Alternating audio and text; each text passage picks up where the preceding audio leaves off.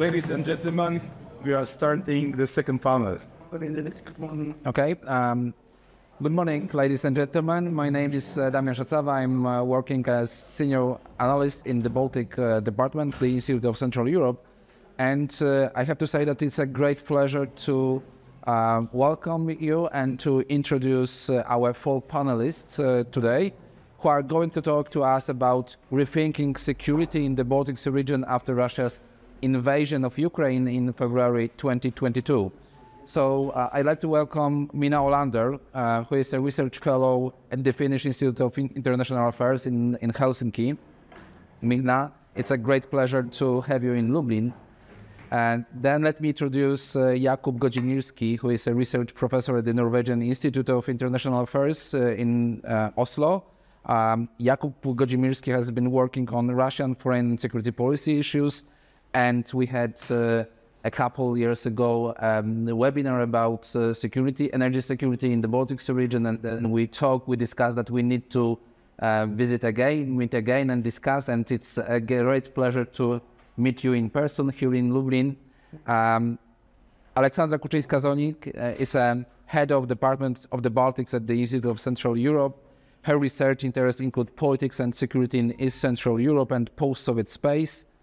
Ola, you are at home. Yeah. And last but not least, of course, Kinga Dudzińska, who is an analyst in the Central Europe program at the Polish Institute of International Affairs. And Kinga's main research focus is the Baltic Sea region and the Baltic and Nordic countries. So we will talk a little bit about Baltic Sea region. And I have to say that rethinking security in the Baltic Sea region after Russia's invasion of Ukraine is a subject in which we should all be deeply interested, because it's by understanding the consequences of Russia's aggressive war against Ukraine and the challenges for states and societies in the Baltic Sea region, we can best build the right scenarios for our future. And I would like to start the first panel by underlining that Russia's invasion of Ukraine on 24th of February 2022 marks a new era not only in Eastern Europe, but in the Baltic Sea region as well. The critical juncture triggers an increasing perception of insecurity among the regional stakeholders and leads to profound changes in the identification patterns in and among the Baltic Sea region states. However, these changes are slow, and to be honest, it is hardly to expect that they should be faster due to the nature of ongoing identity shift. Collective memories of the loss of land, lives and livelihood at the hand of Soviet aggression in the Second World War again became a valid argument in Finland, the Baltic Sea states and Poland. While in Germany, we observe a radical confrontation with the habitualized principle of Russia first that used to be characteristic for this country's attitudes in Eastern and Baltic neighborhood. Therefore, I would like to ask our panelists, what are the main conclusions of this 15 months war for the Baltic Sea region? What's our main experiences? What can you tell us about that time period? And I'd like to ask firstly, Minna, about your opinion, your perspective about this so far conclusion. So what can you say about this war? Thanks, first of all, for the invitation to be here. It's a great pleasure. And well, after 15 months of this war, we have seen quite dramatic shifts in the Nordic-Baltic security. Actually, my criticism of this map is that it doesn't include the northern parts of Finland, Sweden and Norway, because that's actually very important. That is one of the major changes that has been already underway in Finnish security and defense policy in the past years already, that instead of this very strong focus on the Baltic Sea security, Finland has started to view the wider area ranging from the Baltic Sea over through the North Atlantic all the way up to the Arctic as one coherent area. So this is something that we should always include in our analysis when we speak about the Baltic Sea. because what happens in the North Atlantic and in the Arctic directly has an impact on the Baltic Sea as well, and vice versa. And you could even go all the way down to the Black Sea, because none of this happens in a vacuum. So that is one important thing. And then, of course, we all know that one of the major, like, unintended consequence of Putin's decision to invade Ukraine on this, like, massive scale was that Finland and Sweden decided to abandon their quite long-standing military non-allied status and apply for a NATO membership. And this happened less than 3 months after the beginning of the invasion. So the reaction was very swift, very decisive. Finland now is already a member. We have been a member for about a month. And unfortunately, we're still waiting for Sweden's full ratification by Turkey and Hungary. And that is an utmost priority for Finland at the moment, because Sweden is a very important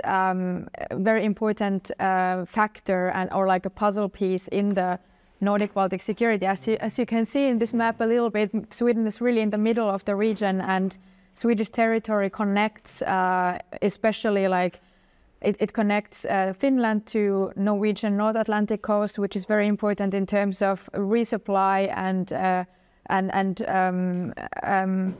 let's say troops and equipment theoretically coming from the North Atlantic, Northern America and the UK. So Sweden is very crucial, and it's also it completely transforms the defense options of especially the southern Baltic states, Latvia and Lithuania. As you can see in the map, Gotland is there, like a very, very nice strategic asset in the middle of the Baltic Sea, the island of Gotland. So these are some quite big changes that have happened already.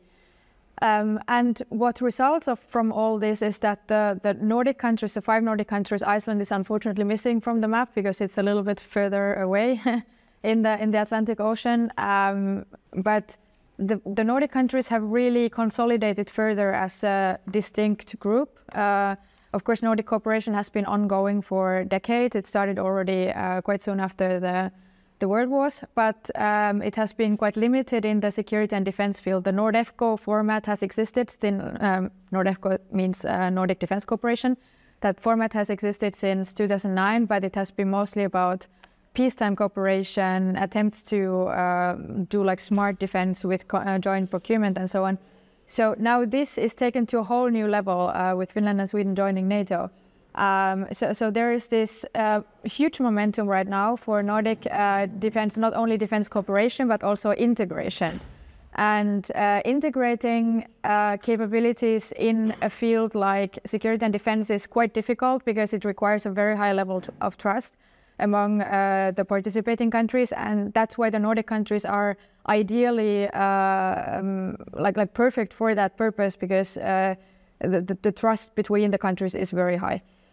So, for example, one very interesting case was this memorandum of understanding between the Danish, Finnish, Norwegian and Swedish Air Forces a couple of months ago.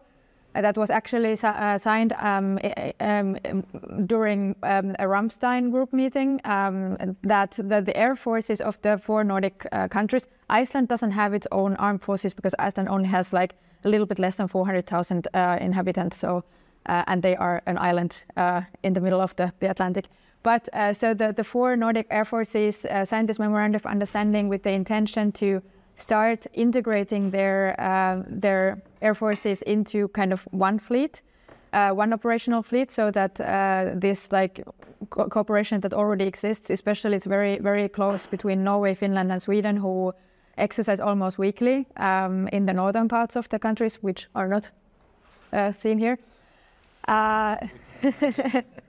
Next time, Damian. These are very interesting developments, and similar steps could be expected also in terms of Navy cooperation. That would be a very natural step. For example, Finland and Sweden have already a very high level of bilateral security cooperation, including even joint Navy units. So similar steps could be very easily taken also in that sphere. Then maybe something that has really like gotten much more attention now in the Nordic countries are Russian hybrid threats and different strategies and tactics of interference, for example, of energy infrastructure, especially maritime energy infrastructure. There's been a lot of cooperation. Oh, I should stop. Yes. Yeah. So that is like one thing that is now like very much in the focus going forward. Okay, so it's really not a quiet revolution in the north regarding this changing of the security policy of Finland and Sweden. And well, I have to say, welcome to NATO. Thank you. So, I promised to talk about energy security and the end point of security of critical infrastructure is a very important starting point for from the next panelist, I guess. For Jakub, it's up to you. What we know regarding the energy security in the Baltic Sea region. Thank you very much for having this opportunity to share my fairly limited insights on the question of energy security in the Baltic Sea region. But it's important when talking about energy security in the context of the ongoing war in Ukraine, it's important to start with the kind of more general picture and then narrow down the discussion to what is happening in the Baltic Sea region. So I will try to focus on 4 or 5 points. First, why energy is important in the context of the war. We are talking about a war involving the major external supplier of energy to the European Union, including to the countries in the Baltic Sea region. We are talking about a war that is affecting one of the main transit countries for energy exports from Russia to Ukraine. Paradoxically enough, even today, when the war is raging over the ground, under the ground, there is still some energy going from Russia to Europe via Ukraine. We have a situation when the situation of a strong interdependence, energy interdependence, had been created before the outbreak of the war, meaning that war has caused a number of energy-related challenges. Immediate challenge how to replace Russian gas supplies with gas supplies coming from other parts of the world. And then this war has also had very clear energy implications for the Baltic Sea countries, because all Baltic Sea countries are dependent on having energy supplied from abroad. In 2013, Denmark has became the last Baltic Sea country that was still able to cover its energy needs by its own production. Now all the Baltic Sea countries depend on energy being supplied from beyond the region and from beyond the borders of the European Union. And this brings also another dimensions of energy, because Russia would not be able to launch this war against Ukraine without huge revenues generated by sales and production of energy resources. Even after 3 months of the war going on, Russia earned a lot of money by selling its energy resources to the European Union. On the list of the main buyers of Russian energy resources, there were 2 countries from the Baltic Sea region, Germany on the second place on the list of countries importing most of energy, but Poland was on the 6th place, also importing huge volumes of energy from Russia even after the outbreak of the war. So this is also important to have in mind.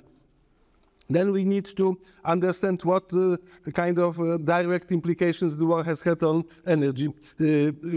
First and the most visible aspect of the war and energy is that Russia has made several attempts at destroying energy infrastructure in Ukraine, which brings this whole issue of how to build and protect and rebuild energy infrastructure, not only in Ukraine, but also in the broader European context, because we have seen that energy infrastructure has been an important element Russia tried to destroy in order to change the mind of the political decision makers in Ukraine.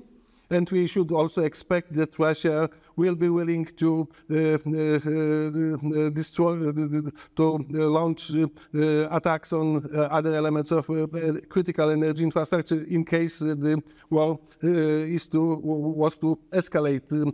According to a study produced by Rand Corporation some months ago, in the initial war, in the initial period of any war, Russia is going to be involved. The destruction of energy infrastructure and other elements of critical infrastructure is going to be one of the objectives of Russia. So meaning that we need to prepare and to protect the energy infrastructure. When the war was launched by Russia, European Union also decided to introduce some restrictive measures on Russia, and these restrictive measures had also impact on Russian energy sector, but caused also a number of challenges to the European Union. I mentioned already the gas challenge. The European Union and the EU member states also in the Baltic region had to find new supplies of gas. This was not very easy because the production of gas is fairly limited in the close vicinity. If we treat Norway as a Baltic Sea country, Norway is the only country in the Baltic Sea region, although Norway is not geographically part of the Baltic Sea region, but is member of the Council of the Baltic Sea States.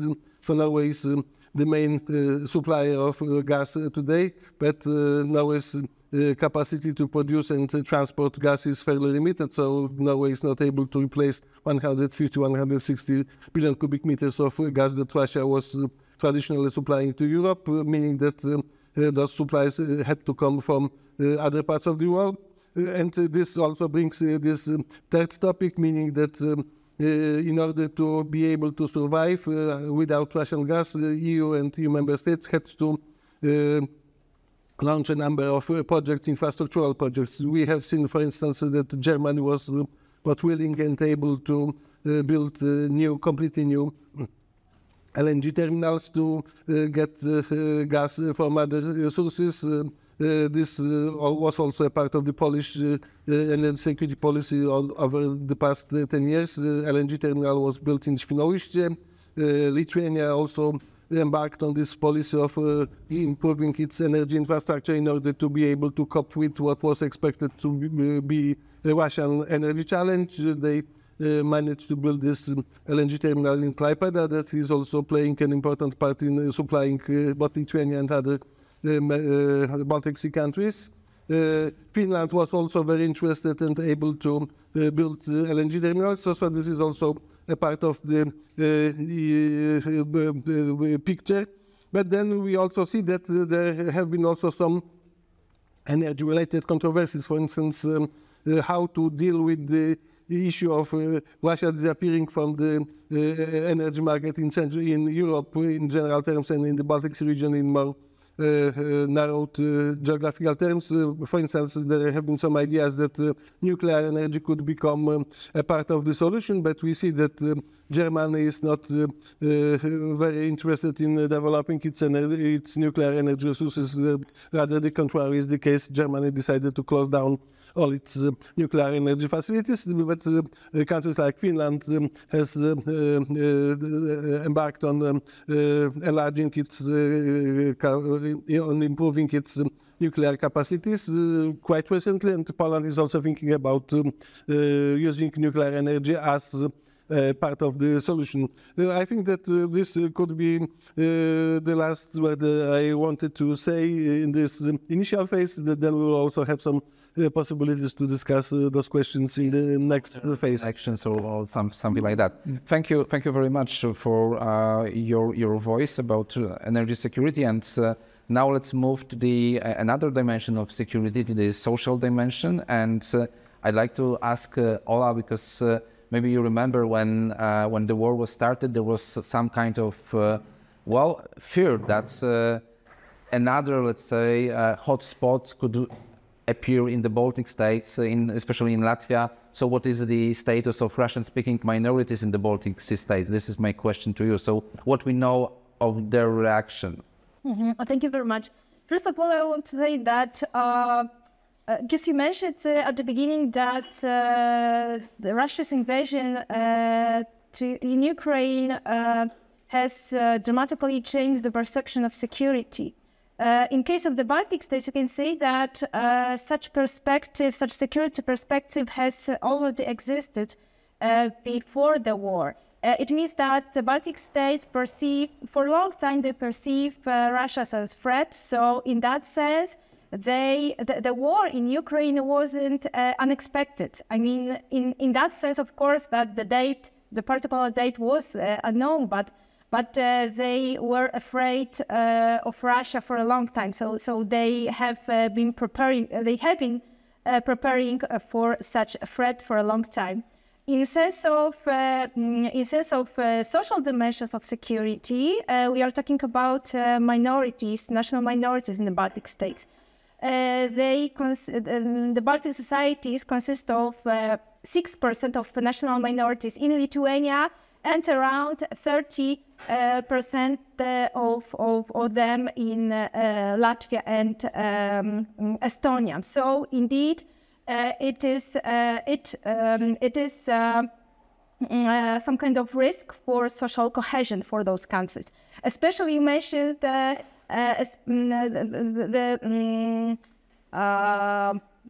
probability of some kind of separatist tendencies in Latvia, because indeed after annexation of Crimea 2013, media called that Latvia's region, Latgale, would be the next. So it would create social threat for integrity of those countries.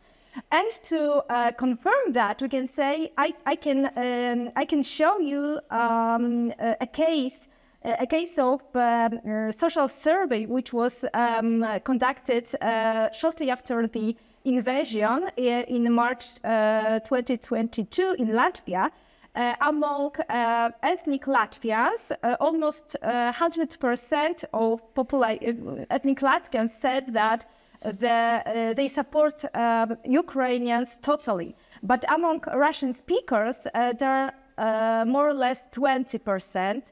30% of Russian speakers claimed that they supported Russia. And among more or less 50% were not neutral. So neutral, it means that they neither claim that it is Russia invader or it is because of some kind of Ukrainians' bad policy. So it is still a problem. So even more than 30 years of integration policy in the Baltic states, especially I'm talking about Latvia and Estonia. So after those several attempts to integrate society, to create a social united society in the Baltics, there is still a gap, there is a still risk for those countries. Because talking about Russian speakers, we have to remember that some of them still perceive Russia as their homeland. So it means that they are culturally linked to Russia. There's also some small percentage of people who recognize Vladimir Putin as a great politician, so they are even politically attached to Russia. As I said, there is also a huge number of people, Russian speakers, who lose their orientation, both politically and culturally. So they are, as I said, they are naturals, and it doesn't mean that they are attached to national countries where they live. And of course, there are also a great proportion of people who support Ukraine, and I can also mention several Russian-speaking organizations in the Baltic states, such as Literature Without Borders, Russian Theater, or Russian Voice of Latvia, who also participated in manifestations and demonstrations against the war against Russia. So it means that we cannot say that even such a group of people, Russian-speaking minority in the Baltic states, are united. I mean, also this group of people are very complex, and we cannot make some generations without analyzing it in deep. So I would like to say more, of course, about such challenge, but I wanted to say that even we know some tendencies and some problems before the war in terms of social dimension of security. We have to say that the war, the full-scale invasion against Ukraine, create a huge change in the sense of orientation, political and cultural orientation for Russian speakers. And I would say that now this group is more complex, and we have to analyze and remember about such huge change of their attitude towards Russia, both towards Russia and national governments. Okay, thank you, Ola, for bringing our attention that actually the Baltic states are at least so different from the Nordic neighbors in terms of their tough stance against Russia before the war was started. Kinga, I'd like to ask you about hybrid threats, because it's another issue connected with this ongoing war and what we know about them. Thank you, Damian, and thank you for invitation here. I would start. The hybrid is an element, actually, so I would rather start with the definition and what has changed actually since the beginning of war in Ukraine.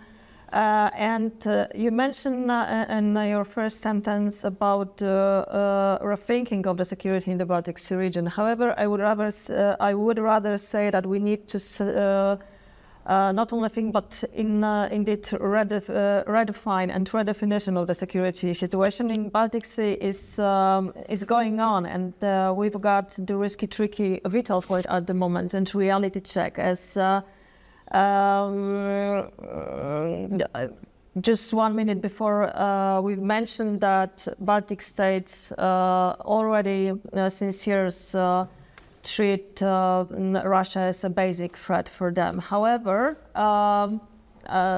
the tricky point is that, in my opinion, they were not. They were a threat of Russia. However, in practice, they were not prepared, and already only after 2014, and especially after aggression of Russia and Ukraine last year, they really started to implement vital reform in the energy and security sectors. And here we've got this hybrid question you mentioned, and this is also the point, the hybrid or cybersecurity. This is the point that it's not something new for Baltic states or Baltic region, actually. So even Lithuania a few years ago started to prepare the program of so-called elves and fighting the trolls in different social media, and was in vanguard here. Was one of the first states which starting to doing this, and now it is kind one of the most important issue on the policy level in Lithuania and in the other countries but in the region. However, Lithuania started this, and in practice has made already has very good effect in this. And here it is very, the one point is very important here. It started from the down, so from the society, which is very engaged in this process. However, on the states level, even in Baltic states, there were a problem regarding cooperation of three of these, having, for example, one Russian-speaking channel, however, with the European, let's say,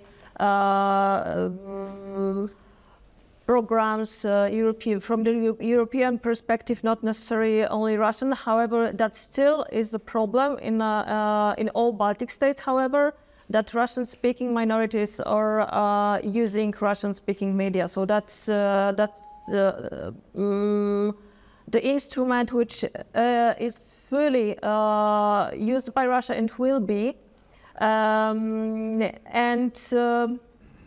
Having this in mind, what have changed is that really in the last 2 years we can observe what already Jakub mentioned as well, what has changed in this energy sector, and I would rather even say that the policy of the Baltic Sea region thinking is re-securitized at the moment. So this is not only the hard security, we've got the energy issues, we've got the critical infrastructure, we've got the society's changes, and the rest I will leave for the second part.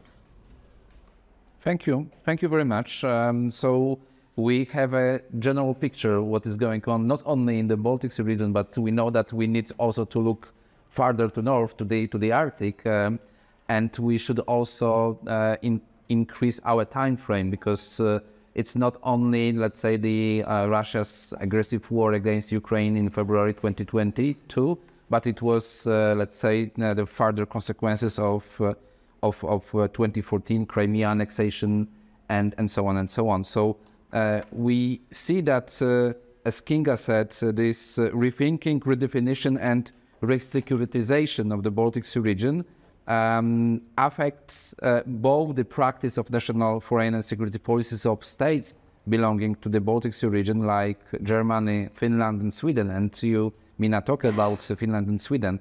But it's also connected with the activity of the main regional intergovernmental organization, the Council of the Baltic Sea States, in which Russia, first of all, was excluded and then suspended, and then Russia decided to withdraw from this organization.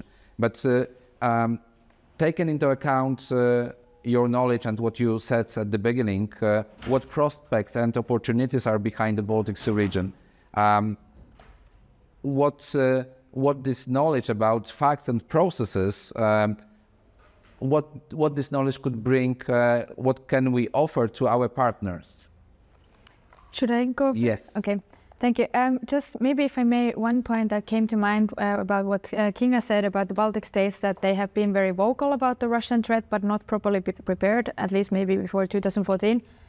Finland has been in many ways exactly the opposite. Like, Finland never spoke about the Russian threat, but always prepared for it. Yeah. So because Finland fought 2 wars against the Soviet Union during the Second World War, and that is very, like, the fact that Finland managed to fend off the invasion, the Soviet invasion back then, and managed to avoid this destiny of becoming a part of the Soviet Union, as it was actually the idea in the Molotov-Ribbentrop Pact, is very, very, like, important for the Finnish identity still today. And so Finland has basically been preparing for the next war with Russia for 80 years.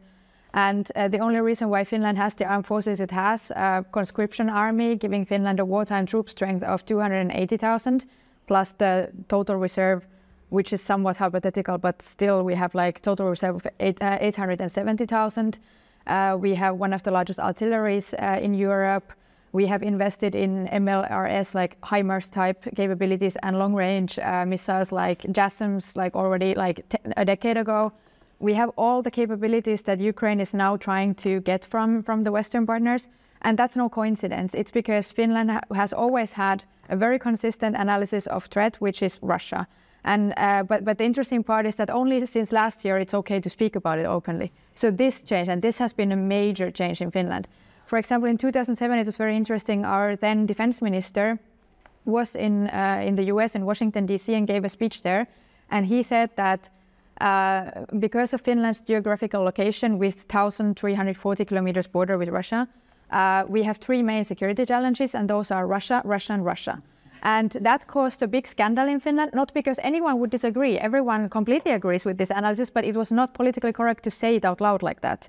Because Finland had this kind of, it's a little bit funny to use this Roosevelt concept on a small country like, I think it was Roosevelt who said, like, carry a big stick, speak softly and carry a big stick, but that was kind of like the Finnish idea.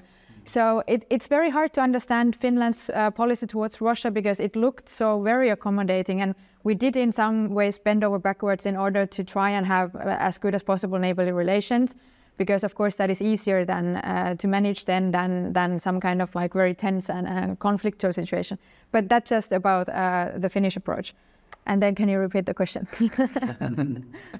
Yeah, so about prospects for the Baltic region, for Yes. the situation, security situation in the Baltic region. So very important in this regard is the NATO integration of Finland and Sweden. German foreign policy and security policy. Yeah, I mean, oh my God, do you really want me to go into that? So as I mentioned, as I mentioned earlier, like there is this consolidation process. I think there's like really you can observe this kind of region building process even, that now like the Nordic and Baltic countries have kind of like discovered that we actually indeed build a coherent region, and we have a very clear like shared security interest and threat. And I think there's a huge momentum for that, and it's very important. Like the Finnish and Swedish NATO integration is quite key in this area. So when Finland and Sweden or also Sweden become member, then like when we start making the NATO defense plans for the region, it has to include the whole, like what I described, from the Arctic to the North Atlantic and to the Baltic Sea. And I think that, like for example, NATO needs to become more ambitious than EFP. I think EFP was a nice kind of transition phase posture, but now we have to be more ambitious and kind of change our thinking, because Finland and Sweden kind of create this kind of outer rim of potential of defending the Baltic states out of their own territory. So this will be the main contribution, and they create alternative supply lines. So this old fait accompli scenario that Russia had about like cutting off the Baltic states from the rest of NATO does not work as well anymore. Of course, Belarus is a main problem and a main question from the point of view of Baltic states, but Finland and Sweden really alleviate this kind of Achilles heel scenario that we had with the Baltic states. And well, Germany, Nordic countries, Norway is very eager now to cooperate a lot with Germany, and there are a lot of projects and initiatives going on, especially about maritime surveillance and security. And this is because Germany right now has a very, very vital interest in cooperating with Norway, because Norway became Germany's biggest natural gas supplier. So there's this momentum now, but it is possible in Germany's case that when time passes, and if Germany manages to diversify its energy portfolio, this interest may then again like get less urgent. So I think that we need to use this momentum. And what is kind of regrettable from the perspective of the Nordic countries is that in this procurement list that is part of the so-called Zeitenwende, unfortunately, because of like high interest rates and inflation, the money is, you actually don't have 100 billion but less, and it's getting less all the time. Like the longer it takes to spend the money, the less will be left. And the biggest cuts were made in the maritime area from the Navy. So that is quite regrettable, because that would be, of course, like the optimal role for also Germany from our perspective. So let's see. Thank you very much for your remarks about the future. Jakub, what is your perspective about security? Is Russia also a key player here for the future of security? What will the energy dependence in the next decades of the Baltic region states? When it comes to Russia, Russia is going always, unfortunately or fortunately, be a part of the strategic equation of all countries bordering on Russia and having any kind of relations with Russia. We should expect that this issue of energy interdependence or one-way dependence on Russia is going to disappear more or less from the European policy agenda, because there is a strong will in Europe to get rid of the energy dependence on Russia, and there are different ways of dealing with this challenge. One, I mentioned the development of nuclear facilities in the Baltic countries and in Europe in more general terms. Another one is to improve the flexibility of the European energy market, which has been one of the main objectives of the European energy policy, to be able to send LNG from LNG terminals in Spain to other countries in Europe that could need LNG. several countries like Poland have made already many attempts at getting less dependent on Russian energy terms. The Baltic pipe is the main project that has been realized over the past years, and this project is going to change not dramatically, but at least visibly the energy security situation in Central Europe, because Norwegian gas is going to be available in Central Europe. So this issue of how to deal with this dependence on Russia is somehow more or less addressed. And then we need also to understand that the whole discussion about energy security is also a part of a broader discussion about climate change and energy transition. And if energy transition was to be a success story, then many problems related to dependence on Russia are going to more or less disappear, being replaced by another set of problems, because we will then face an issue of when to get lithium for electric powered cars, when to get cobalt to be able to produce solar energy. So those questions are not going to disappear. There will be less dependence on Russia, but maybe more dependence on other countries that are not necessarily, and China is also going to play an important part. So this is shortly my take on the future. The future is going to be as complex as the past, and we will have to face another type of challenges. Russia is going to play maybe a smaller role in this context, but the problems are not going to disappear. Thank you very much for your comment. Yeah, and it's a really good answer that the future will be as complicated as the past.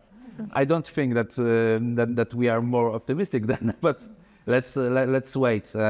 Ola, what is your perspective about the future? What is the next scenarios regarding the minorities in the Baltic states? Mm-hmm. I agree with my distinguished colleagues that the war in Ukraine has brought some perspective for future development and cooperation. Because it has boosted some policies and new strategies, even regarding increasing social cohesion. But on the other hand, we've got several new challenges and risks, and we have to deal with them and start to think about how to solve them out. So in a sense of perspectives, I mean, those positive, results, I mean, it is, of course, paradoxically, but if we are talking about how the war influence the Baltic states, how to strengthen their security in sense of social dimension, we have to say that several new policies have been implemented, such as educational policy. I mean, some strategies started before, but it was a huge dynamic in that regard. So we've got historical policy, we've got cultural and educational policy. In sense of historical policy, it meant that, for example, you probably heard about this Soviet monuments, which were we started to be removed from several cities of the Baltic states, which paradoxically was very hard to do before. Other thing is what I said about this change in the mind of Russian speakers, and we believe that more and more of them would recognize their national governments more positively than they do now. We've got, for example, sanctions against Russian media, which was introduced by the Baltic states.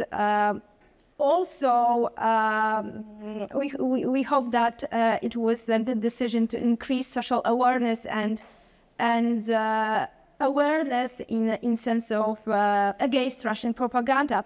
But still, we've got several risks because the question who would defend Russia, or what, how would Russian speakers behave in times of war if the Baltic states would be attacked?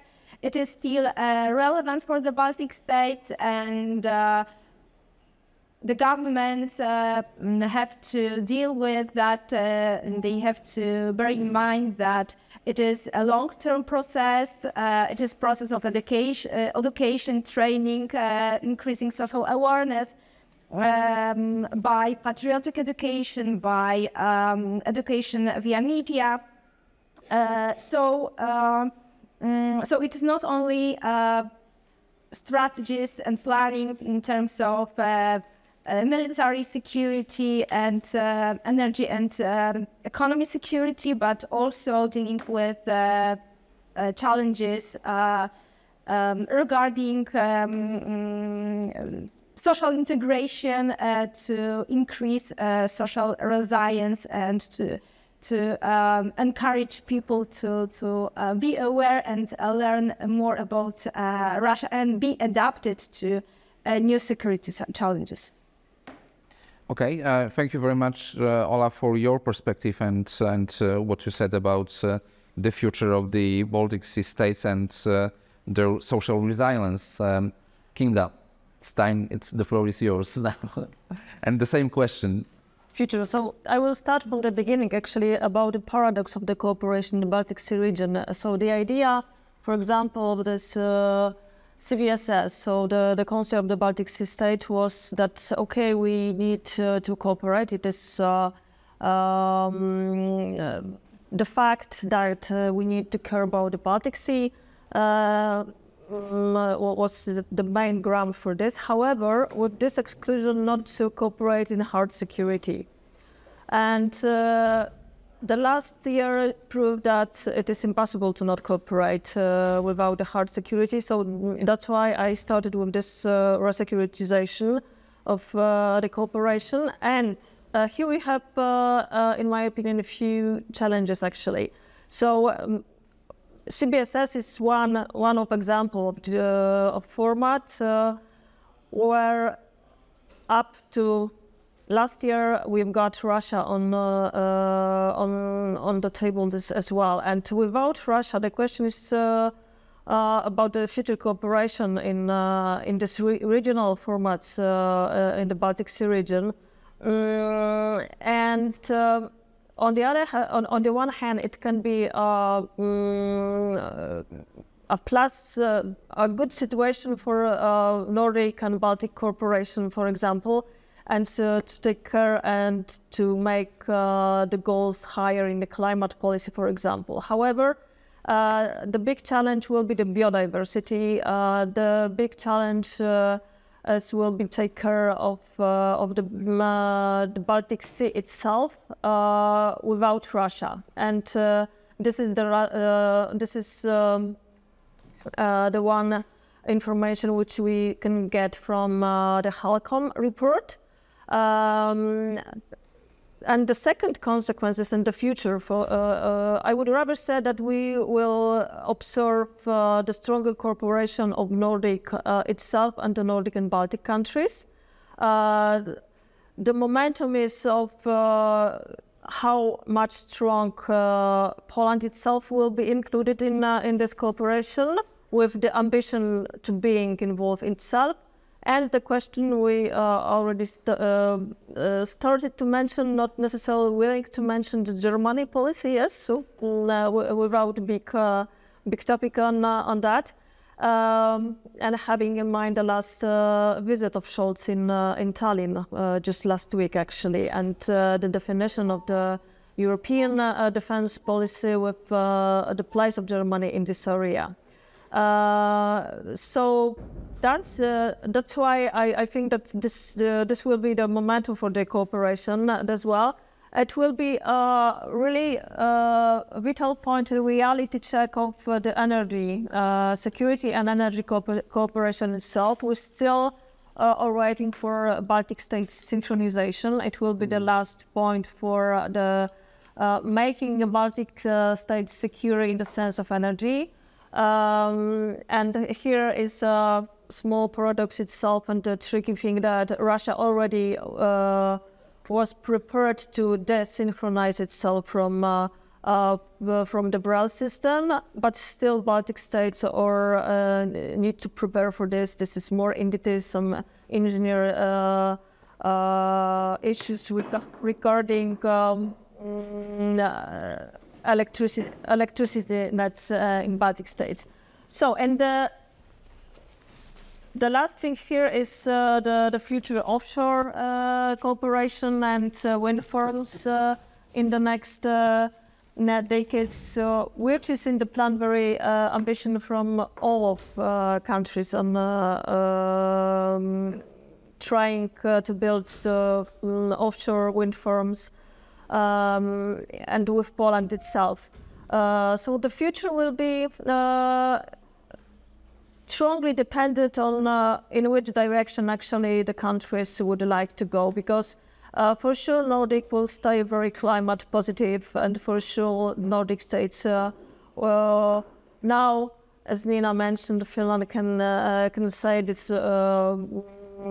commonly and loudly that what kind of threats were prepared. The hard security cooperation will be made just under the NATO, so with a lot of different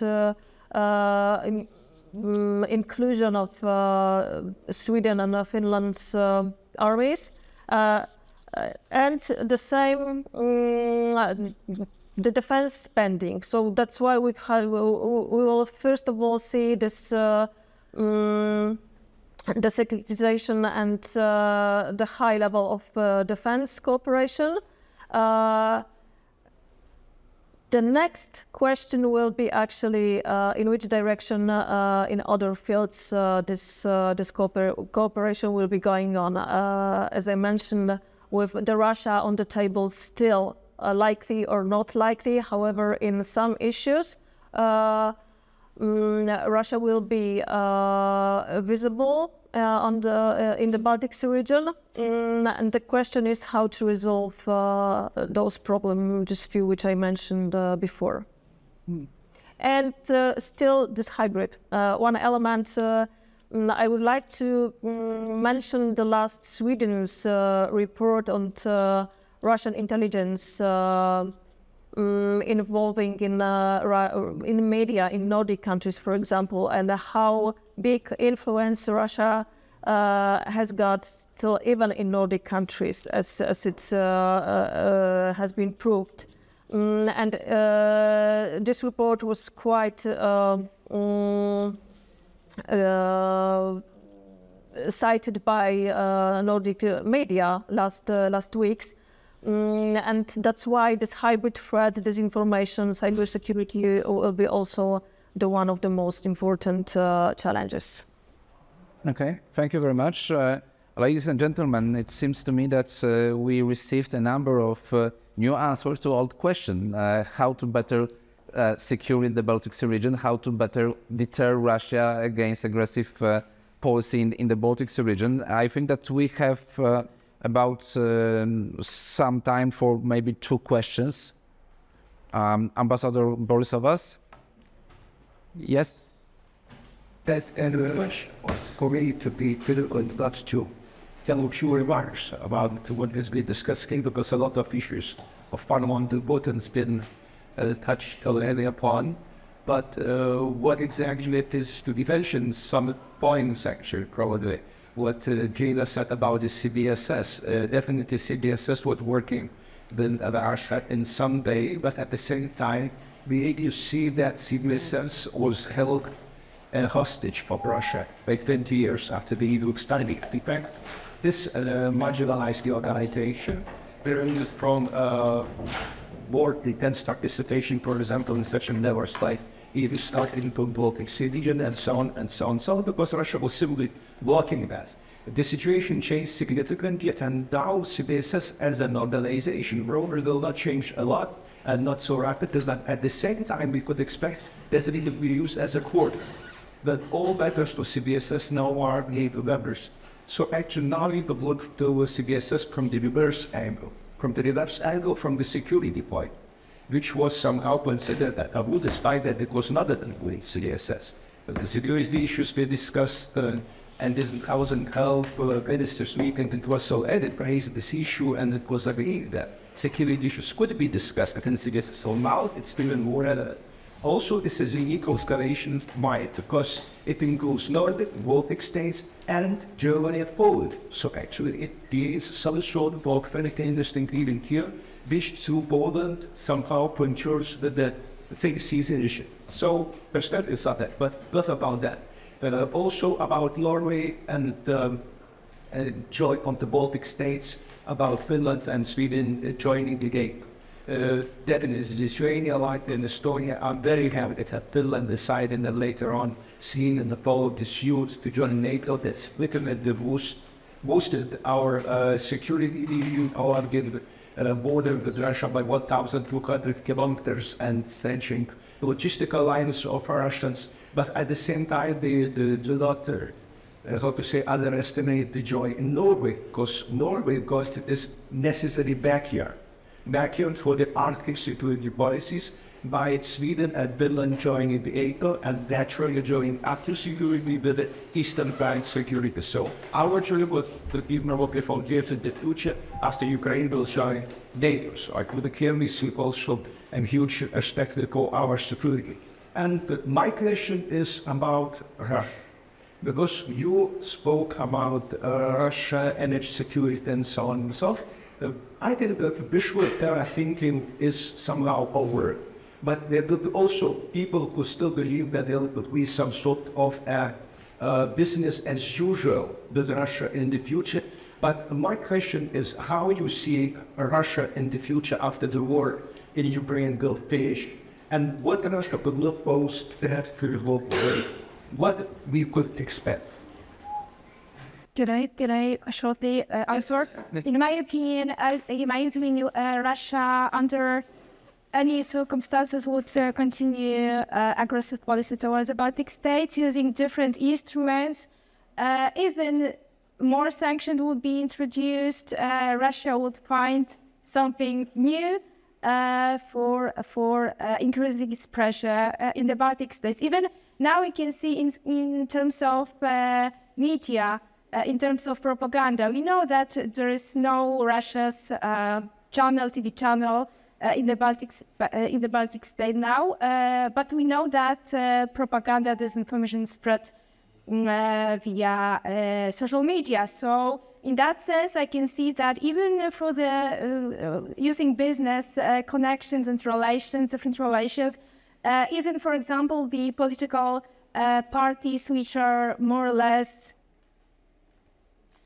maybe not Eurosceptic, but to some extent political parties which believe that our support for Ukraine is too much, so it's better to focus on domestic issues. We can see such parties in all Baltic states, so I would say that Russia would use such small instruments, but still to have such constant pressure on those states. Or something can change if some democratic process would be more democratization. We can see the beginning of democratization in Russia. Okay, so I would like to say that we can continue our discussion during the coffee break. So I would like to thank all our panelists, and I'd like to say that... Yes? No. On the last word, in 1993, I was invited to join the Swedish National Defense course on security, and when we entered the room where the lectures were given, we saw a huge motto above the door, and the motto was as follows: we hope for the best, but prepare for the worst. And I think this should be the final word of this session. Or in other words, Russia, Russia, Russia. Yeah. But ladies and gentlemen, I think that we are in a good position that we are not playing here in the Baltic Sea region according to this Samuel Beckett's classic play, Waiting for Godot. I think that we are preparing for the, as you said, for the worst, and in terms of energy security, green transition, and in terms of making the Baltic Sea region a NATO lake. So we are waiting for Sweden. Thank you very much, and I think that Minna Ålander, Jakub Godzimirski, Aleksandra Kuczyńska-Zonik, and Kinga Dudzińska.